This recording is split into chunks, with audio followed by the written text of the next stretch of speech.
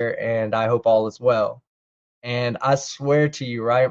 He starts to take a drink when my chat comes up, and it's like one of those times where someone doesn't like realize that they're still holding the beer bottle up.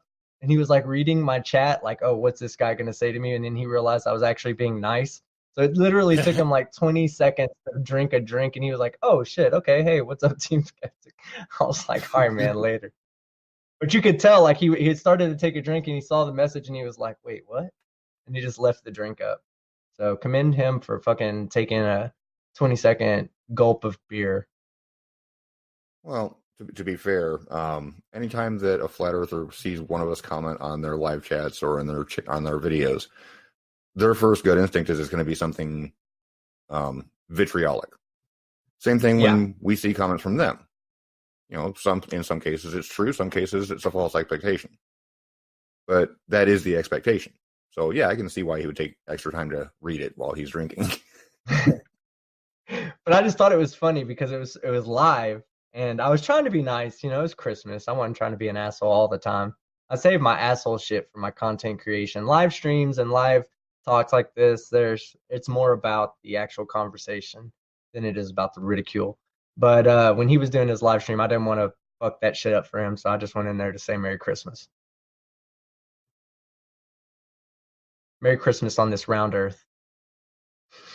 Merry Christmas to everybody on the globe. Right, Flat Earth Jesus, if you want to send me an email, we can get you in. I've got the link ready for you. So we'll just let the chat know a little bit about Flat Earth Jesus and the particular things that he believes. The moon was dug out of the Grand Canyon by giants, filled with helium, and put in the sky to mock us because we worship the sun.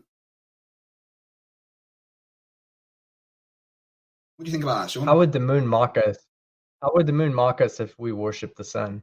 Wouldn't it actually be like a false representation of the sun? I'm going to be very fair here, Craig. I'm going to be very fair here, Craig. If he's going to come in and actually have a debate, I really should not give my opinion on what he thinks before the debate happens. Other things, the sun is an interdimensional portal. If you're going to be talking about gravity, he is a follower of the buoyancy density model. That's all right. I have an explanation for all that. See, most people don't realize that even as satirical as my channel is, and as much as I like try to make fun of them and have a good time doing this, I actually know what I'm fucking talking about. Most people are like, you don't know what you're talking about. You sound like you're like 25 years old. How could you? Yeah, it's been 20 years since I've been out of the military almost. So there's no way I'm 25 because the military doesn't fucking allow 5-year-olds into the military. So I'm not 5. I'm not. You still sound like a kid to me. Oh, I know.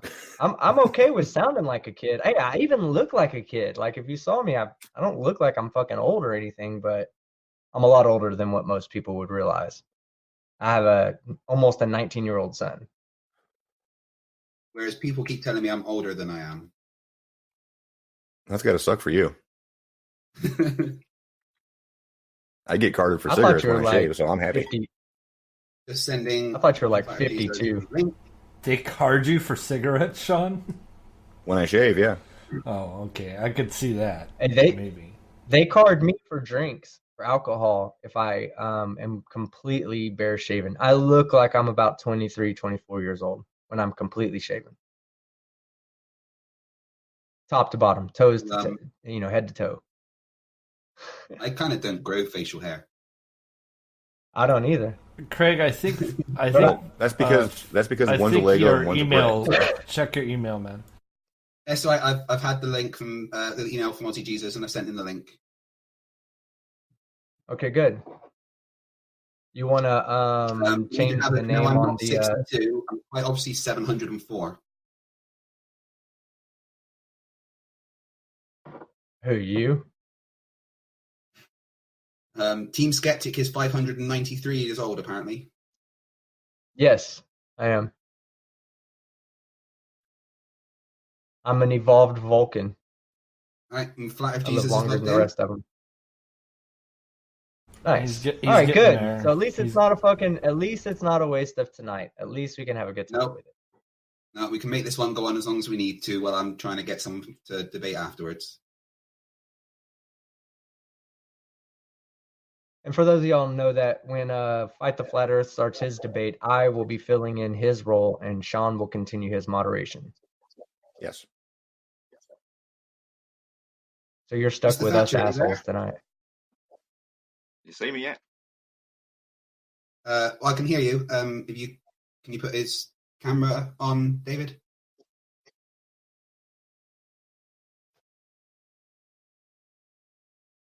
Thank you for joining us at short notice. Not a problem. Pleasure to be here. Okay, so this particular conversation was going to be specifically about gravity. Is that okay with you? Sure, why not? Absolutely. Right. Great. I'll hand it over to Sean then to just get it started and talk about the rules of the debate and let's just get this thing going.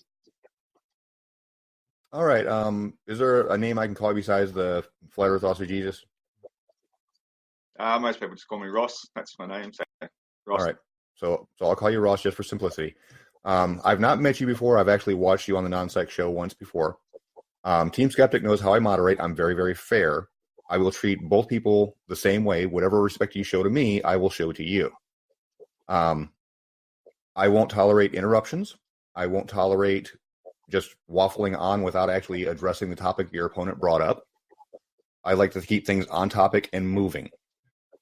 As far as that goes, it's pretty simple. If Team Skeptic goes out of line, I'll be just as quick to call him out as I will to call you out. As far as the rules go, Craig's got the format that he wanted to follow for this, so I'll pass it back to him.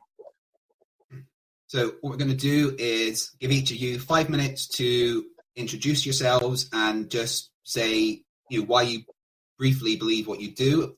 After that, you've had your 5 minutes. You will each get 10 minutes to present your evidence as to why you think what you think for gravity.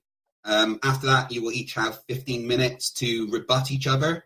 Obviously, during these times, there's no conversation between the two of you. It's just sticking to the points that each other has brought up and then rebutting it. After you've each had 15 minutes to rebut each other's points, you will then have a moderated back and forth. I think we should maybe let Flat Earth Jesus go first with his introduction, as he has taken the time to join us. Does that sound fair to everybody? I'll let him choose whether he wants to go first or let me go first. Your choice, Ross. Would you like to go first or second? Okay, go ahead and go. Okay, well, I'll take the you second. can go first then. If we could get a 5-minute timer up. So Ross, this is 5 minutes to just introduce yourself and just briefly say what you think about gravity. And I'll pass it back over to Sean now to continue moderating the debate. All right. Simply stay on topic, address the points that your opponent brings up, and we're good to go. Other than that, David, when you're ready. David's going first.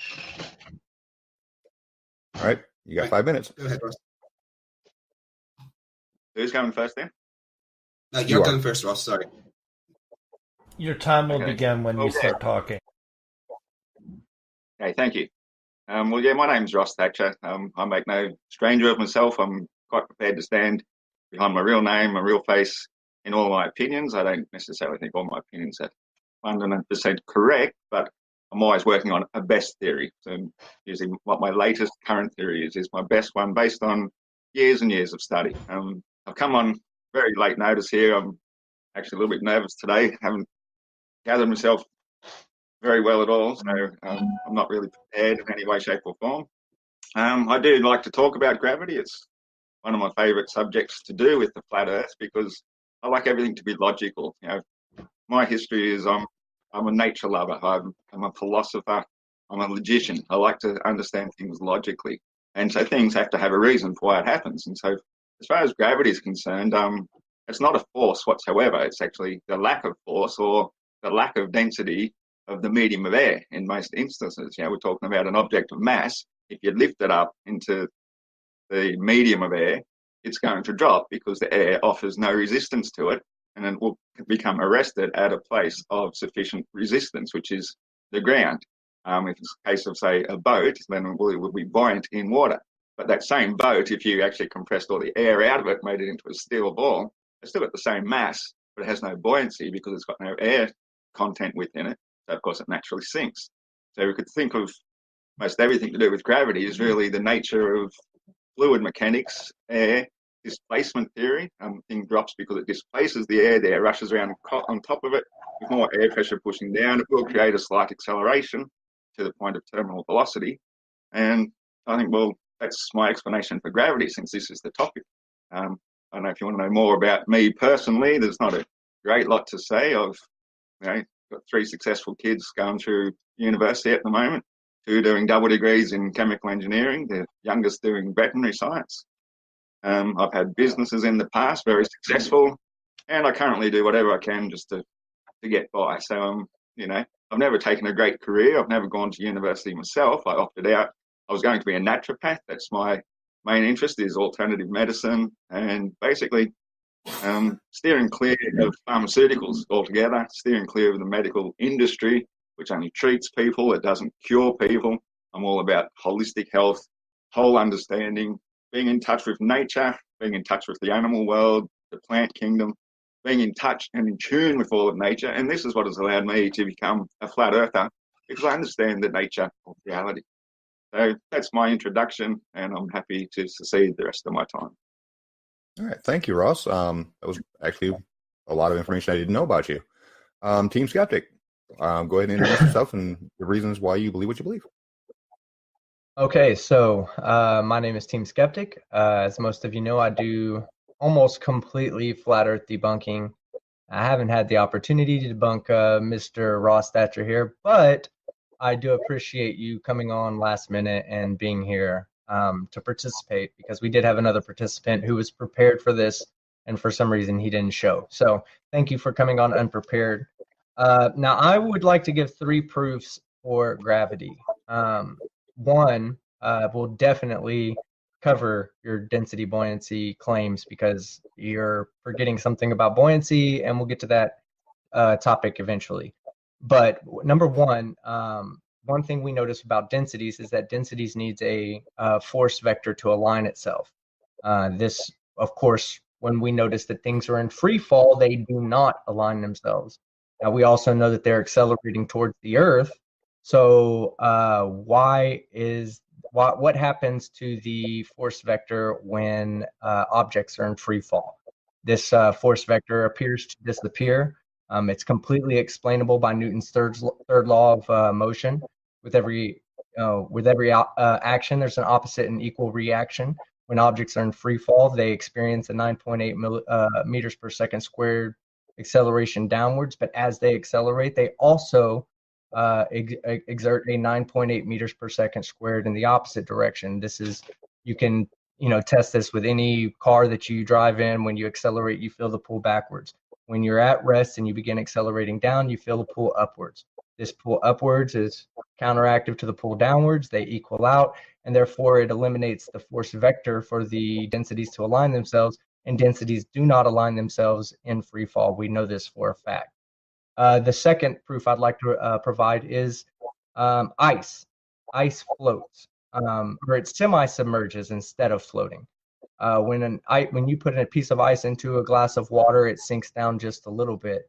If density and buoyancy were the only factors involved in determining the reason why objects fall to the ground, then there should be no reason for the ice to semi-submerge into the water, as there is no force that is pulling down on this. So when you discuss buoyancy, you kind of never, I'm not saying you, but you and flat earthers kind of never cover topics like this, because you can't explain why the ice somewhat submerges down a little bit and not completely just rest on top. The same thing goes with the ship you're talking about. Why would if a ship has less density than water, than the ship as a whole, including the air on the inside, why would it not just sit on top of the water? Why does it somewhat submerge?